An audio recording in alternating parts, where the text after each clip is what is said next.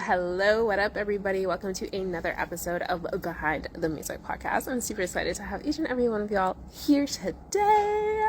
And also, I just wanted to give a huge shout out to Loud Army. They have been an advocate from day one for this podcast. They are the reason why this podcast continues to go. So, you want to say a big shout out to Loud Army. For those that don't know who Loud Army is, what they're all about, first of all, it's an entity.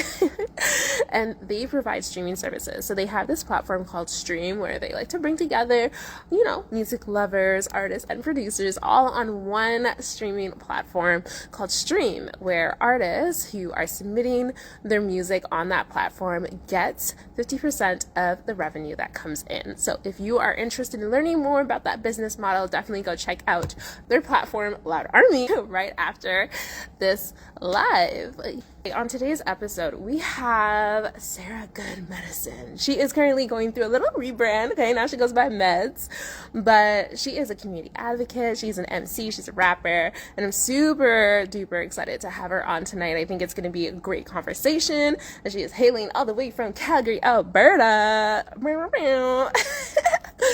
But yeah, it's going to be a great one. So, like I said, Sarah Good Medicine, she is an Indigenous artist who is a rapper, and she loves to create safe spaces for Indigenous youth, Indigenous people, and also people who are just like a big fan of hip hop. So I'm super excited to talk about her journey within the creatives industry, what that has looked like through her perspective, especially when it comes to creating spaces for Indigenous people and making sure that they're like telling stories from a place that is safe and truthful for her. So without further ado, y'all. Hey, how are you? Good. Good. I'm excited to have you on. I see the light is shining in all the right Yeah, places. I learned a little bit about like lighting and stuff, and so I tried to set up the lighting decent. I appreciate it. Listen, you're doing better than me today, okay? I, you're very healthy from over here. Yeah, thank you. Well, welcome to Behind the Music. Thank you for joining us tonight and chopping it up and being on the pod. Yeah, let's chop it up. Let's chop it up. I was telling the people a little bit about your origins. Um, you connect so deeply with your native ancestors, who are Cree, Métis, and Chippewa. Is that correct? Yeah, like I'm mixed, like white and native, Yeah. and so yeah, my native roots are that.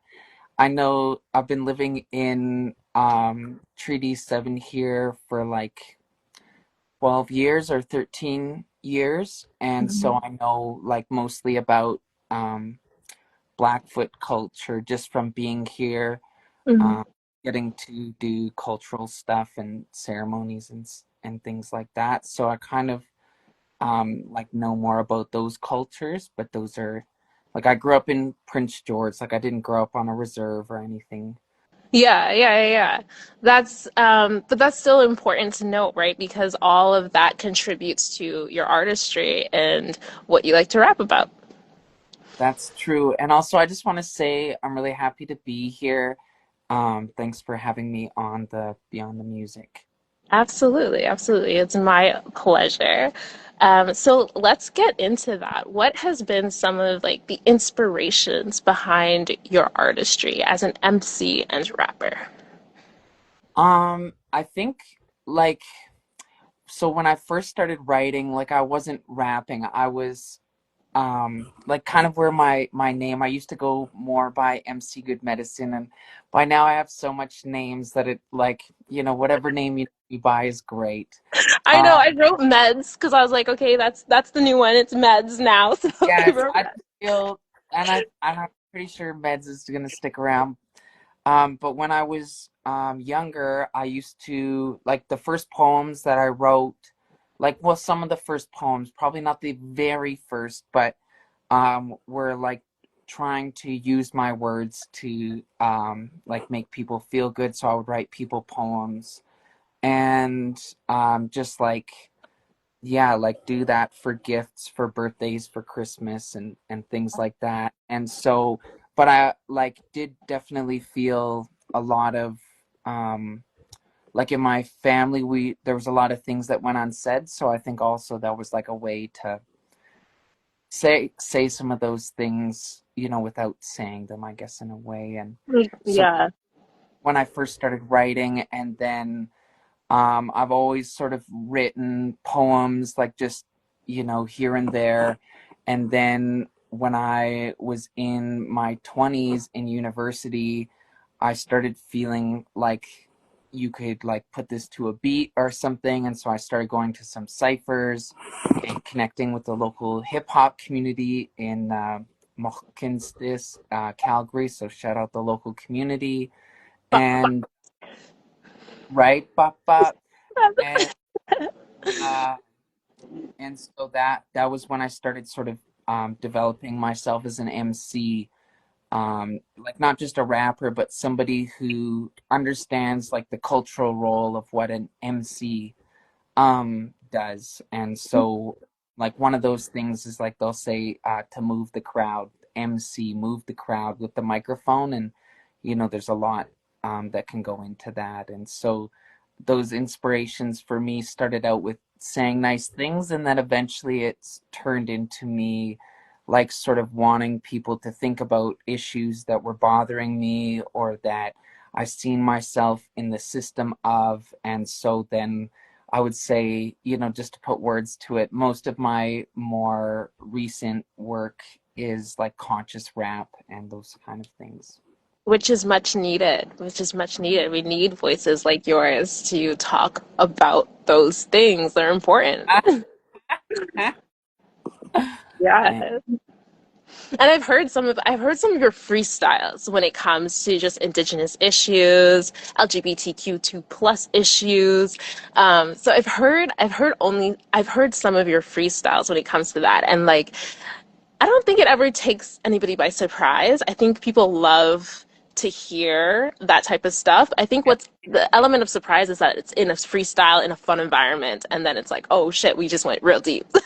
I mean, yeah, I I don't know. I guess that's what I struggle with a lot, is like feeling like the music that I'm making is I don't know, not just that people like it, but it's like doing what I want it to do. Because Yeah.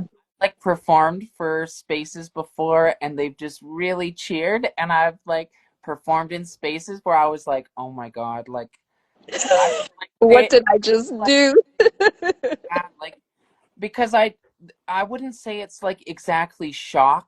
A lot of the things like I think there like some of the things like I like to swear sometimes, um and I just like to use imagery that makes people feel uncomfortable sometimes. And like I often joke that I would really like to get sponsorship from Buckley's, because I grew up hearing that commercial that it tastes awful, and I don't it know. it works. And it works. That's maybe that's You know what? And that goes really well with how you like to describe your artistry, which is medicine, right? So, Buckley's medicine, your artistry, I see it. I see the full circle moment. Who knows? Who knows? Maybe this is a good place just to start manifesting that out, putting that in the universe. and next time we do that, you'll know what to say. Yeah, absolutely. Yeah, That's hilarious. I'm not a Buckley's user though. I've never really liked it. it works. It Yes, works. to It works. It my, works, and so does your music, right? So when you're thinking about intentionality, you like I mentioned, you like to describe your music as medicine. How did you come about to that conclusion in terms of the impact of your artistry and the purpose of your creative expression? I mean, like, there's so many ways to say it. Like one of the things it makes me think of, at one point I was trying to get into medical school to become a psychiatrist, in some ways, I guess, just to fix my family or, whatever.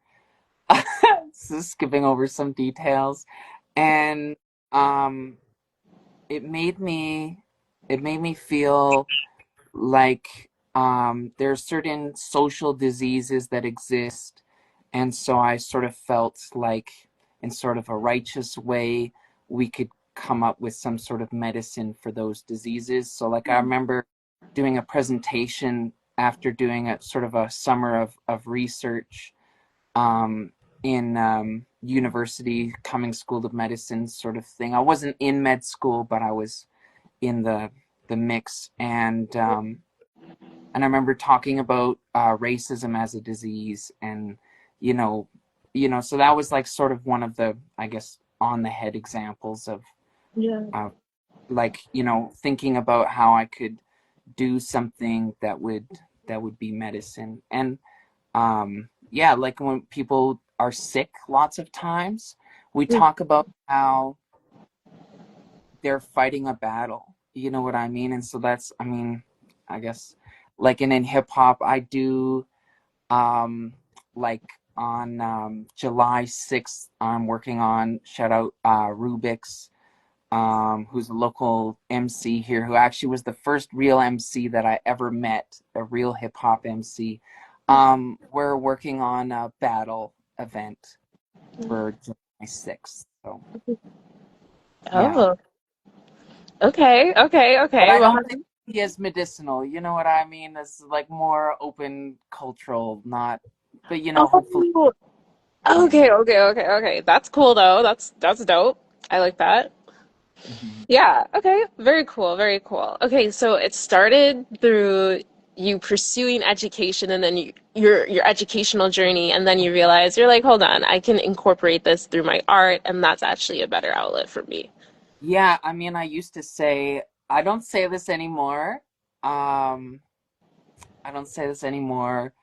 I just want to shout out really quick, shout out Cece, my vocal coach. Big ups to Cece. Love you so much.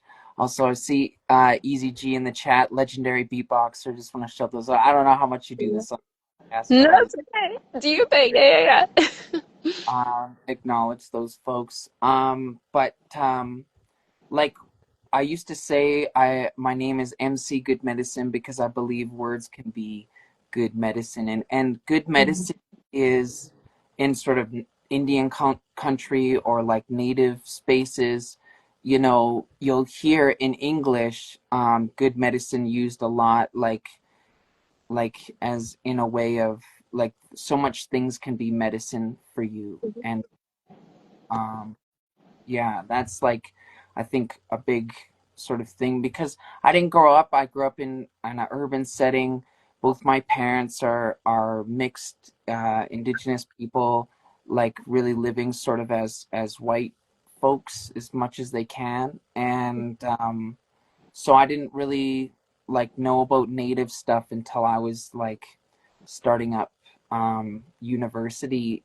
And so that was like a lot, that sort of influenced at a time where I was becoming an MC.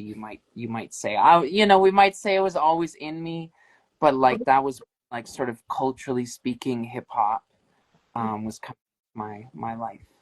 Oh, that's beautiful. That's beautiful.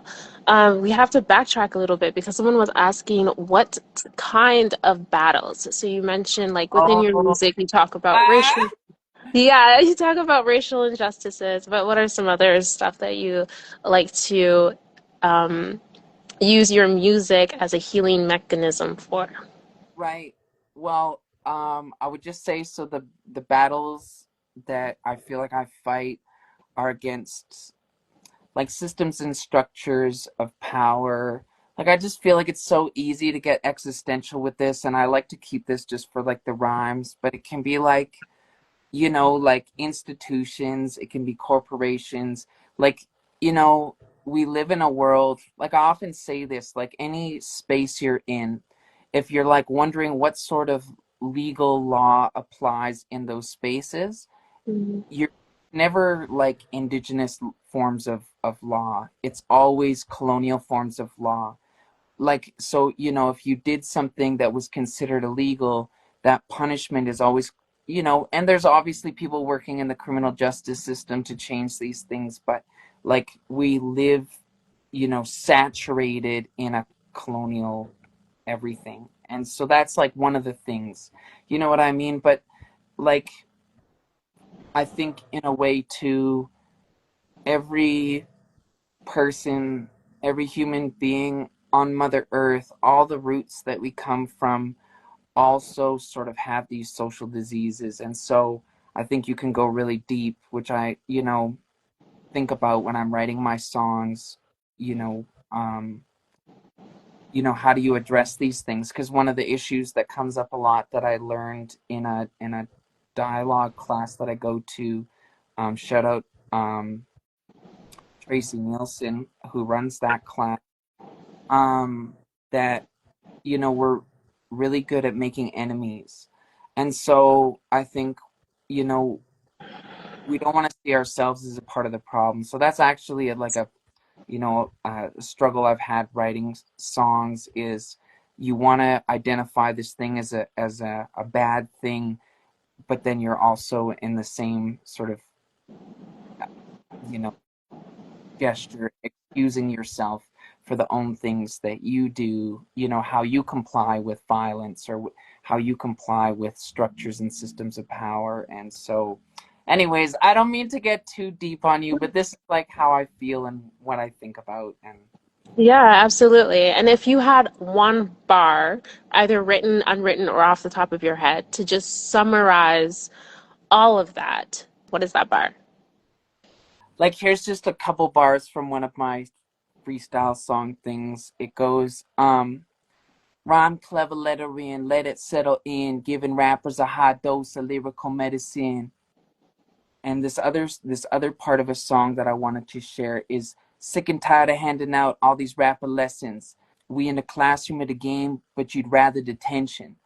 I feel like in a cultural space, it is sort of our responsibility to take care of each other. That means like not calling each other out all the time, but I feel like I'm handing out lessons a lot of times. And because hip hop is very male dominated, very man dominated, I feel like, I'm sort of like I'm the one who's like in the room where there's like a whole bunch of boys, and this is just not, whatever, but boys will just talk about their privates all the time or whatever. And like, whatever, or the way they'll talk about the girls that are in their life. And I'm sort of like checking them. And that's just in a social setting. In my songs, I'm trying to write about those things as an example. And so I feel like I'm handing out those lessons, being in the classroom of the game, meaning like life.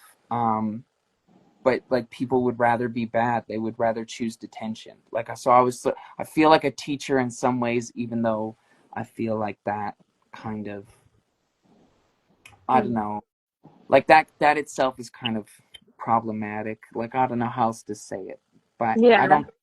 I try not to get on my high horse too much, even though I do sometimes. In terms of how much you know or how much you have to put people in their place? I just mean like, I just mean like, are you really helping the situation if you are speaking down to somebody? Like, if that Mm. leading by example is really the point, of a way you could do things with love, then I sort of feel like, I don't know, like you can't just call people out all the time. I think it's really normal. We live in like call out culture, but Mhm. like, I don't, you know, but I enjoyed doing it. I'm not saying, but that's Yeah, like, yeah.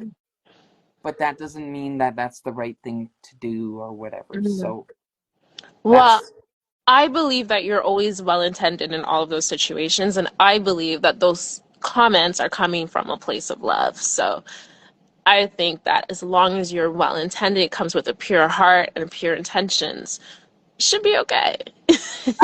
You know? Yeah. And it's that honesty and it's those tools that you have within yourself that you implement into the various communities that you're in and the various organizations that you lead, because not only are you just an artist, you're also a self-proclaimed artist social worker. yeah, like I don't have a social work education background, but Yeah. I've done enough things in social work spaces that like the best way to describe what I do is like a social worker, Mhm. artist, social worker sort of person. Yeah, yeah, and I love that. I love that summary, and after all of that, I totally understand where that is coming from. Um, yeah, which is a place of love. Okay. Yeah. Um, can we talk a little bit more about the communities that you're in, though? You have the Tribe Artists Society, and there's so many other organizations that you're either participating in or you're leading. So let's kind of just I mean, dabble into some of them. leading the organizations might be a bit It's a presumptuous, stretch. but but Okay. thanks. Sounds nice. Yeah, like I've been a part of Tribe Artist Society for a minute. So shout out to all my tribe relatives out there. That's what we do. That's like our This is thing. simple. We EP, like so you just kind of put your hand. Oh. Yeah. And so I have like a hook. I'll be like, when I say throw up your, y'all say teepees. Throw up your, throw up. Exactly.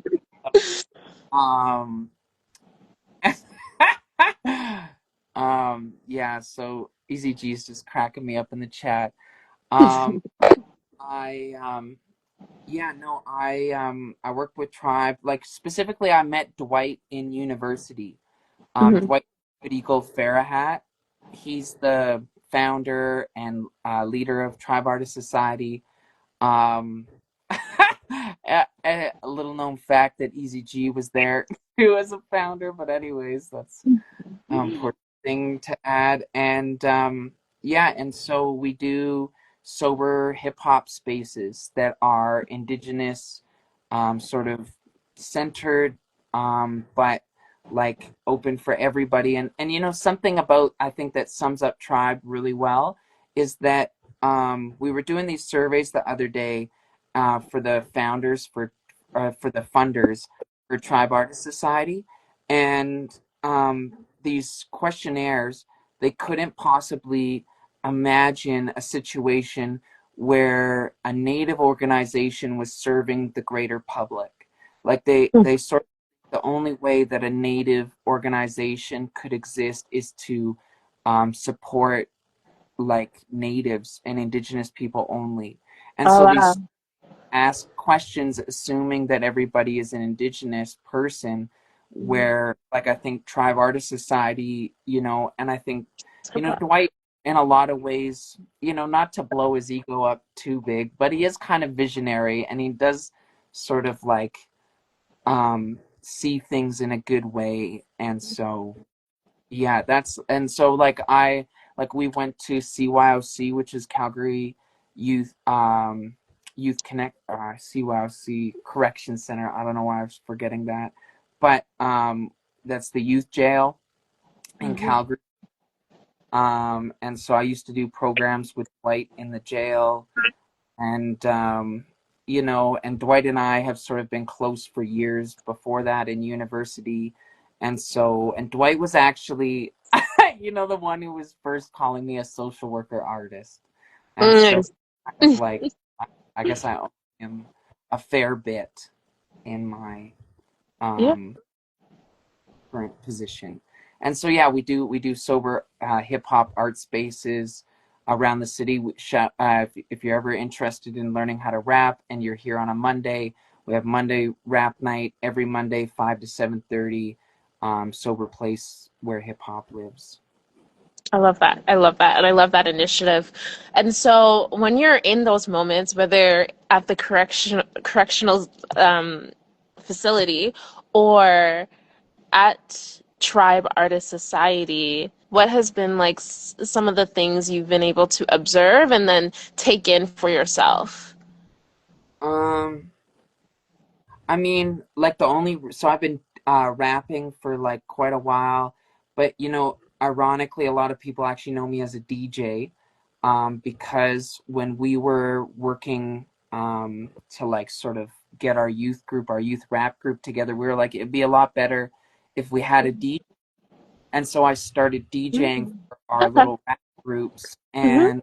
and that's how I started DJing is Mm-hmm.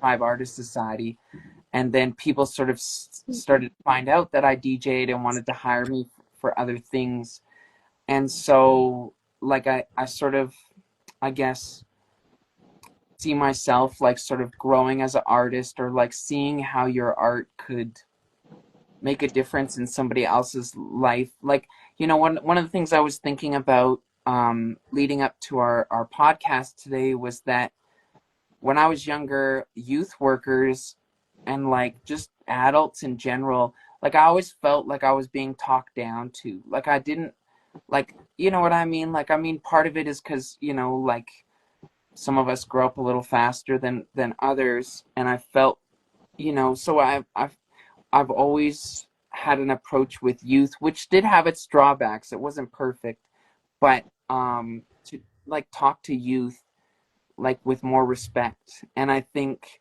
I've had parents tell me, and I'm not some like say savant with talking to youth or anything, you know what I mean? Like I do youth work and I feel awkward talking to youth, all the Yeah. time, but like I mean, they like youth are really, I guess, more honest than we are in some ways, and I just feel like talking down to them, they know what you're doing, and so I just like to talk to them as if, not as if they know what they're doing, but in a Equal. way that gives them respect, like they can think they're capable of stuff.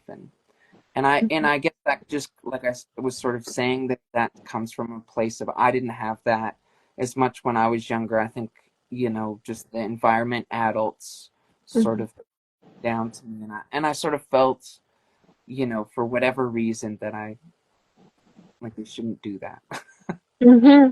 Yeah, no, I totally get you. I was one of those youth that had to grow up faster than anyone could ever assume. And yeah, like the way some people treated me is just like, but I can see right through you. Like I see the plot, right? Like I know where we're going with this. Yeah. So I definitely do commend you for that practice because, yeah, they're smart and they're capable and they're not children, you know? No. So, and I think now too, with all of this mental health awareness knowledge out there and, talking about anxiety and all these things, I think at this point, people are able to identify that if they're doing something that isn't necessarily conventional or good, quote unquote, then they know that there's something deeper happening there, And I just feel like that is now common sense for everybody, regardless of your age. Obviously, once your youth, that age group. Like for the old people, it's not common sense. Well, I don't know. I don't know. Like, I don't know. The way my mama be treating like acting sometimes, I'm like, you Yeah. do realize that you need to heal, right? Like, that's the only way you're gonna get past this. Yeah, Uh-huh. that's true. Yeah, I just want to shout out my nibbling there, Zay. Nice to see you. Much love, nibbling. And also, I think people are sort of vibing with that idea of youth being a little bit more. People in the chat, I think, are vibing a little more with Mhm. um, youth being, not, I guess, stupid or like. Mm-mm. No, no, they're not dumb. They're not dumb. No, They're not dumb. definitely not. And Yeah. on that, just shout out all my nibblings that are out there. Um, Lots of them call me Auntie Sarah, and I love all of you, and I care about you, and I hope you have a really lovely day if you're listening to this. I love it. I love it. I love it. I love it. Oh man. Okay. I want to transition to if you feel comfortable kind of talking about your transition throughout your career in the music industry and in the public eye in general.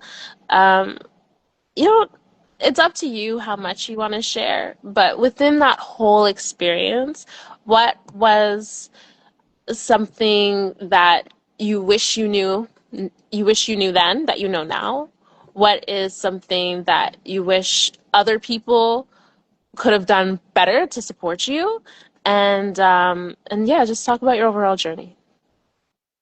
Yeah, I mean, yeah, much love to the folks in the chat there showing the love. I um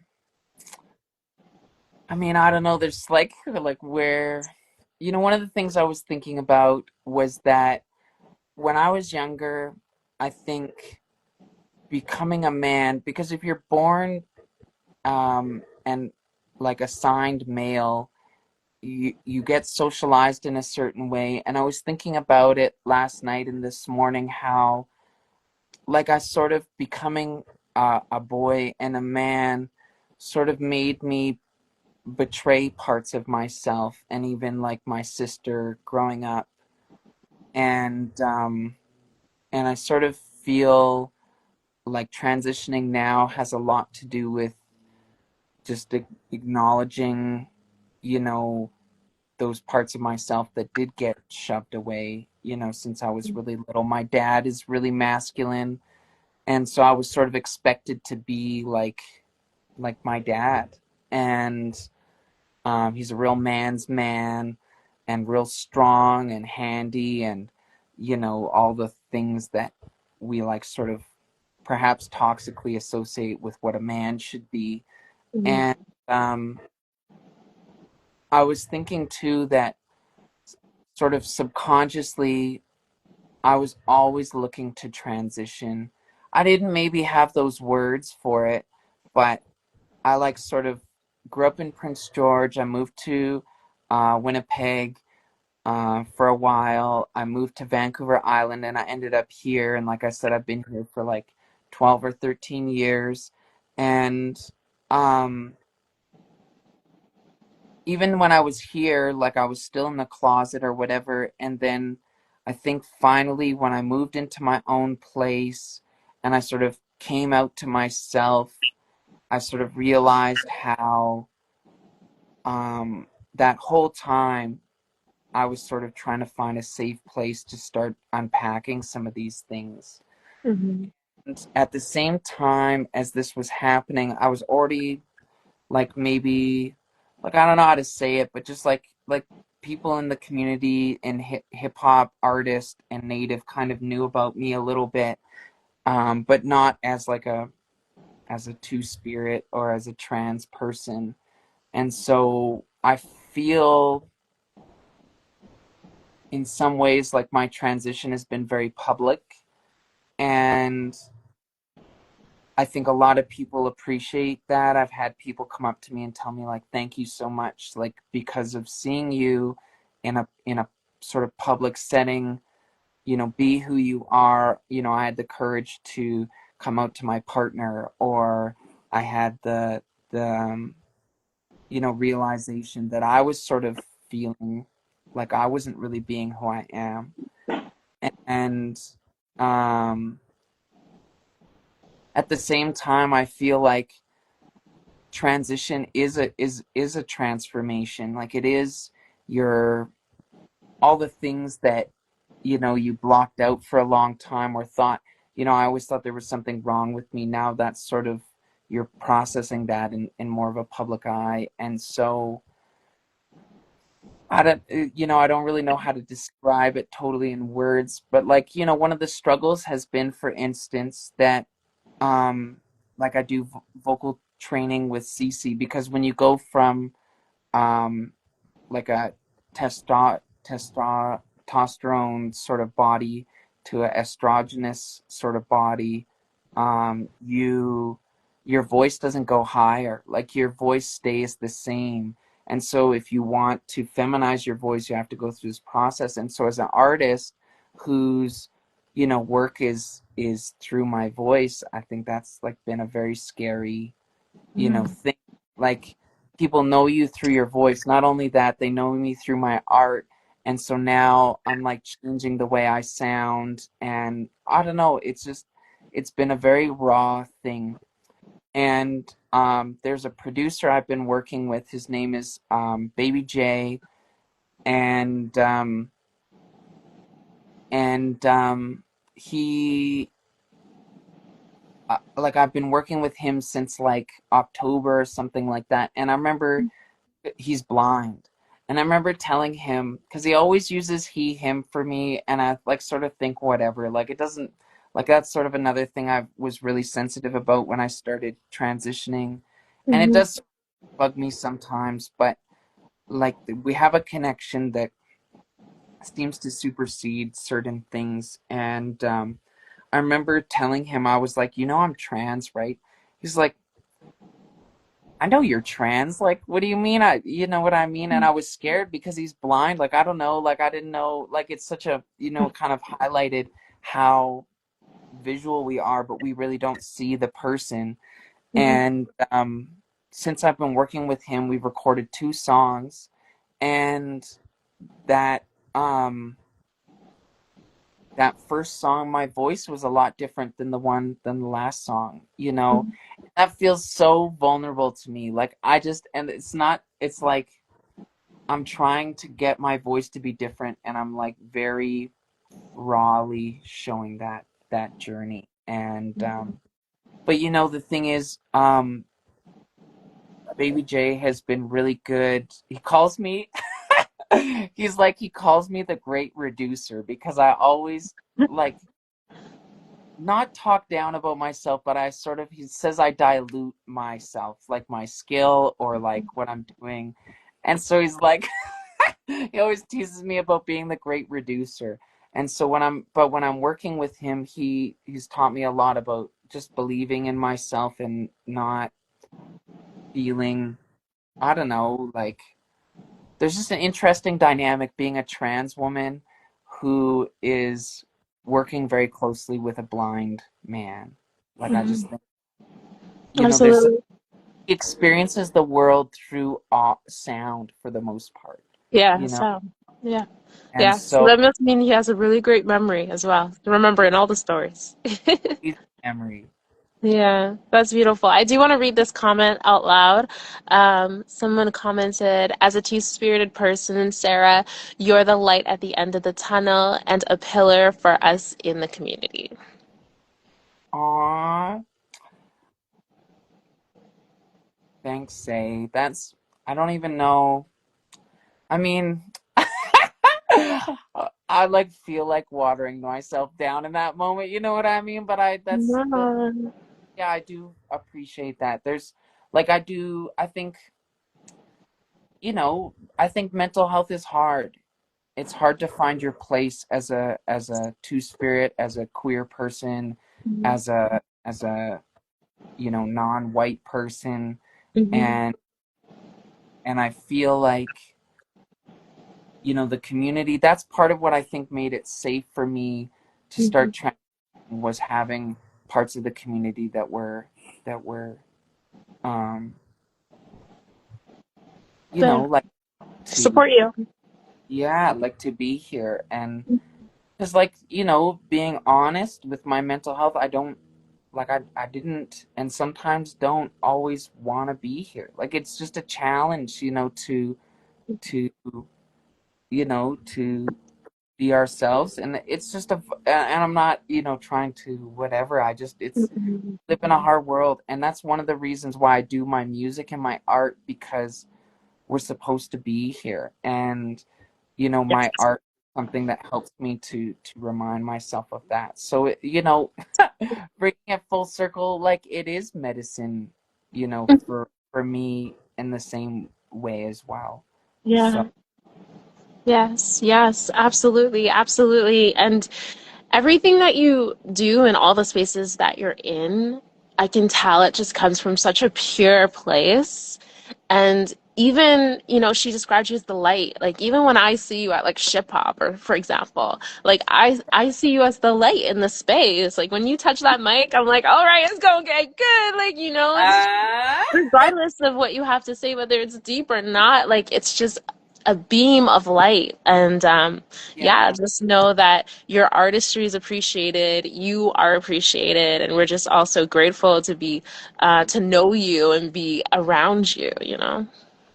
that's so sweet. I really appreciate that. I definitely, yeah, like I do need to hear that, and I really appreciate that. Thank you.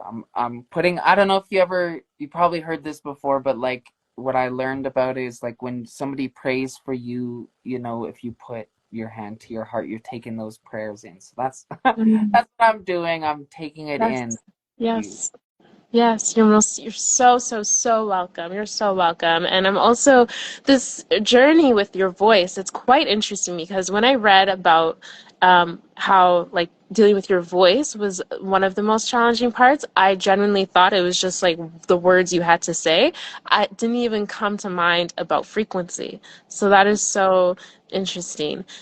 Are you gonna keep you're not gonna re-record anything, right? You're just gonna kind of keep Well, that's them. like, I don't know. You know, since I started, one of the things that I tried to think about was that if I like I'm never gonna like I don't know, maybe I would, but you know, for some reason it doesn't feel like I'm gonna release my best work right up front. You know what I mean? It is what it is. Those songs that I've released, they feel good. You can find them under MC Good Medicine.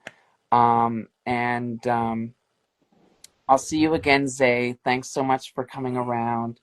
Um, Shout out to everybody in the chat.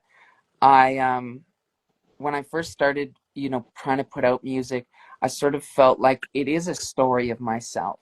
Mhm. I just when I and my journey and my progress, like I didn't feel like I needed to have everything be perfect.